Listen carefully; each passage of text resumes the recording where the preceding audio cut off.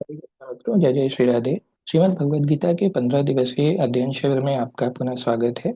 आज हम अध्याय 3 की चर्चा करेंगे। आइए मंगलाचरण द्वारा अपना क्लास प्रारंभ करते हैं। ओम अज्ञानतिमिरान्धस्य ज्ञानाञ्जनशलाकया चक्षुरुन्मिलितं येन तस्मै श्रीगुरुवे नमः। श्रीचैतन्यमनोभीष्टं स्थापितं येन भूतले स्वयं रूपः कदा मह्यं ददाति स्वपदान्तिकं। श्रीकृष्णचैतन्यप्रभुनित्यानन्द श्री अद्वैत गदाधर श्रीवासादि गौरभक्तवृंद। हरे कृष्ण कृष्ण कृष्ण हरे हरे, हरे राम राम राम हरे हरे। श्रीमद् भगवद गीता की जय। आज हम अध्याय 3 की चर्चा करेंगे, जिसमें कि बेसिकली कर्म योग के बारे में चर्चा की गई है कि किस प्रकार का कर्म हमें करना चाहिए, किस प्रकार का कर्म नहीं करना चाहिए, कौन से कर्म हमें बांधते हैं और कौन से कर्म हमें भगवत प्राप्ति करवाते हैं। इस अध्याय में ये चर्चा की गई है कि इस भौतिक जगत में हर व्यक्ति को किसी न किसी प्रकार के कर्म में प्रवृत्त होना ही पड़ता है, किंतु यही कर्म उसे इस जगत से बांधते या मुक्त कराते हैं। निष्काम भाव से परमेश्वर की प्रसन्नता के लिए कर्म करने से मनुष्य कर्म के नियम से छूट सकता है और आत्मा तथा परमेश्वर विषयक दिव्य ज्ञान को प्राप्त कर सकता है। आइए इसके कुछ महत्वपूर्ण श्लोकों की चर्चा करते हैं। इस अध्याय का प्रारंभ होता है जब भी अर्जुन श्री कृष्ण से कहते हैं कि यदि आप निष्काम कर्म मार्ग की अपेक्षा ज्ञान मार्ग को श्रेष्ठ समझते हैं तो फिर मुझे इस भयंकर कर्म में क्यों लगाते हैं। अर्जुन थोड़ी दुविधा में थे कि कर्म करें या फिर भक्ति के मार्ग पर चलें, ज्ञान के मार्ग पर चलें। तो भगवान उन्हें समझाते हैं कि हे निष्पाप अर्जुन, इस संसार में आत्म साक्षात्कार की दो प्रकार की विधियां पहले भी मेरे द्वारा कही गई हैं। ज्ञानियों के लिए सांख्य योग और योगियों के लिए भक्ति योग। भगवान कह रहे हैं कि मनुष्य न तो बिना कर्म किए कर्म बंधनों से मुक्त हो सकता है, न ही कर्मों के त्याग अर्थात संन्यास मात्र मात्र से ही सफलता या सिद्धि को प्राप्त कर सकता है। अर्थात इंसान हर समय कुछ ना कुछ कर्म करता ही रहता है, क्योंकि प्रकृति ने उसे इसी तरह से बनाया है। आइए इसकी महत्वपूर्ण श्लोक संख्या 3.9 की चर्चा करते हैं, जैसा कि आप स्लाइड पे देख सकते हैं। इसमें यज्ञ की उत्पत्ति के निरूपण के बारे में चर्चा की गई है। आइए श्लोक पढ़ते हैं।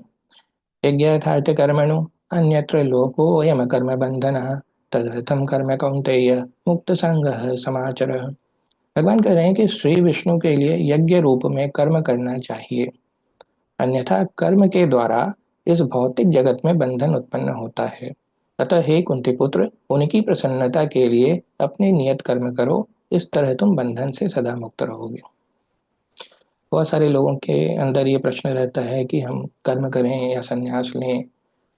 तो भगवान ने यहाँ पर क्लियरली आपको मेंशन किया है कि भैया, भगवान श्री कृष्ण को सेंटर में रख करके अपने कर्म कीजिए। इस प्रकार से जो भी आप कर्म करेंगे उसका फल आपको इस जगत में बांधेगा नहीं, बल्कि आपको भगवान के लोक में ले जाएगा, आपको भगवत प्राप्ति करवाएगा। इसके बाद भगवान ने यज्ञ, देवताओं, वर्षा, इन सभी के साइकिल के बारे में काफी अच्छे से चर्चा की है। आइए श्लोक संख्या 3.14 का अध्ययन करते हैं। अन्नाद भवति भूतानि पर्जन्यादन्न संभवः यज्ञाद भवति पर्जन्यो यज्ञ कर्म समुद्भवः। भगवान कह रहे हैं कि सारे प्राणी अन्न पर आश्रित हैं, जो वर्षा से उत्पन्न होता है। वर्षा यज्ञ संपन्न करने से होती है और यज्ञ नियत कर्मों से उत्पन्न होता है।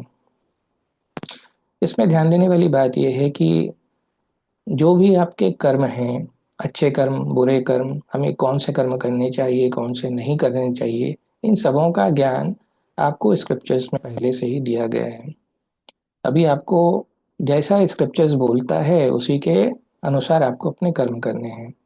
आपको अपने सारे कर्म निष्काम भाव से श्री कृष्ण को ही अर्पित करते हुए करने हैं, क्योंकि सारे प्राणी अन्न पर आश्रित हैं। हमारा जो भी शरीर बना है ये अन्न से ही बना है। अभी ये अन्न कहाँ से आता है? अन्न वर्षा से आता है।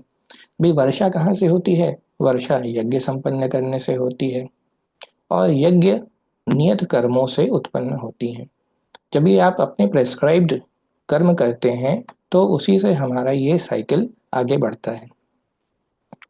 अगली श्लोक संख्या 3.21, बहुत ही इंपॉर्टेंट श्लोक इसमें चर्चा की गई है। यद्यदाचरति श्रेष्ठस्तव देवतरो जनः स यत् प्रमाणं कुरुते लोकस्तद् अनुवर्तते। भगवान कह रहे हैं कि महापुरुष जो जो आचरण करता है सामान्य व्यक्ति उसी का अनुसरण करता है। वह अपने अनुसरणीय कार्यों से जो आदर्श प्रस्तुत करता है संपूर्ण विश्व उसका अनुसरण करता है। हम सभी को समाज में एक अच्छे गुरु, एक अच्छे नेता की आवश्यकता होती है, परंतु जब तक वो गुरु स्वयं वेदों में दिए गए नियमों का पालन नहीं करता है, वो नेता जब तक स्वयं अच्छा आचरण नहीं करता है, तब तक हम उसका अनुसरण नहीं करेंगे। अतः हमें एक अच्छा नेता, एक अच्छे गुरु को ढूंढने का, जो कि वेदों के मुताबिक, एक डिसिप्लिन के मुताबिक अपना काम करता हो, जिससे कि हम उसके पद चिन्हों पर चल के अपना जीवन व्यतीत कर सकें और सफलता को प्राप्त हो सकें। नेक्स्ट है श्लोक संख्या 3.27। प्रकृतेः क्रियमाणानि गुणैः कर्माणि सर्वशः अहंकार विमूढ़ात्मा तथाहमेति मन्यते। बहुत ही सुंदर श्लोक है। भगवान कह रहे हैं कि जीवात्मा अहंकार के प्रभाव से मोहग्रस्त होकर अपने आप को समस्त कर्मों का कर्ता मान बैठता है, जबकि वास्तव में वे प्रकृति के तीनों गुणों द्वारा संपन्न किए जाते हैं। दो तरह के लोग होते हैं, एक है मायावादी भौतिकवादी लोग और एक है आध्यात्मिक जो भक्त लोग हैं।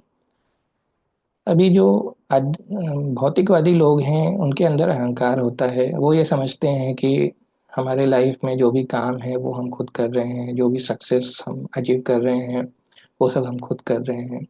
परंतु जो भक्त हैं वो जानते हैं कि ये पूरी सृष्टि भगवान के द्वारा रचित है, उनके द्वारा ही इसका पालन संचालन किया जाता है। अतः जो भी करता है वो सिर्फ श्री कृष्ण ही है। अर्थात इस जगत में जो भी हो रहा है वो श्री कृष्ण की इच्छा से हो रहा है, हम स्वयं करता नहीं हैं।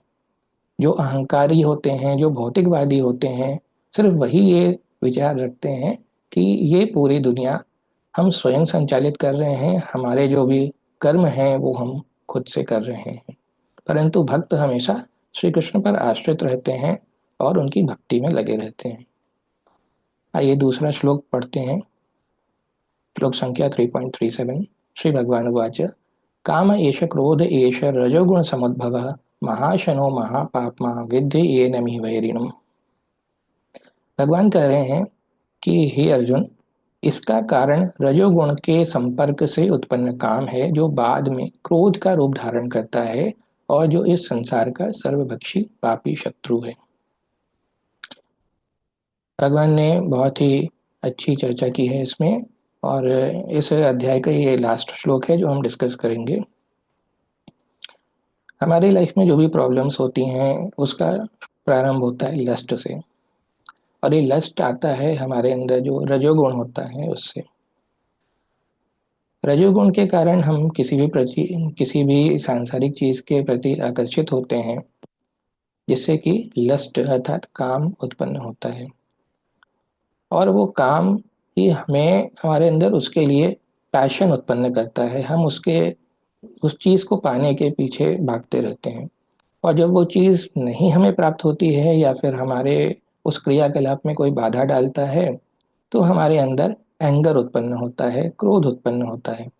अभी ये जो क्रोध है, इसी से पूरा नाश होता है। अभी आप जैसे दुर्योधन का एग्जाम्पल ले लीजिए। उसे विजय नहीं मिल रही थी, वो दुष्ट प्रवृत्ति का था। कोई भी उसे दुष्टता करने से रोकता था तो उसके अंदर क्रोध उत्पन्न होता था। इसी क्रोध के कारण आगे जाकर के महायुद्ध हुआ और उसका खुद का नाश हो गया। इसलिए हमें लस्ट से बचना चाहिए, इन भौतिक चीज़ों के पीछे पड़ने से बचना चाहिए, जिससे कि हमारे अंदर एंगर अर्थात क्रोध उत्पन्न ना हो, और हम एक सात्विक जीवन जी करके भगवान की भक्ति करके भगवत प्राप्ति कर सकें। इस प्रकार से हमारा अध्याय 3 यहाँ पे समाप्त होता है। अध्याय 4 में हम वापस अपना अध्ययन प्रारंभ करेंगे। बहुत बहुत धन्यवाद। जय जय श्री राधे।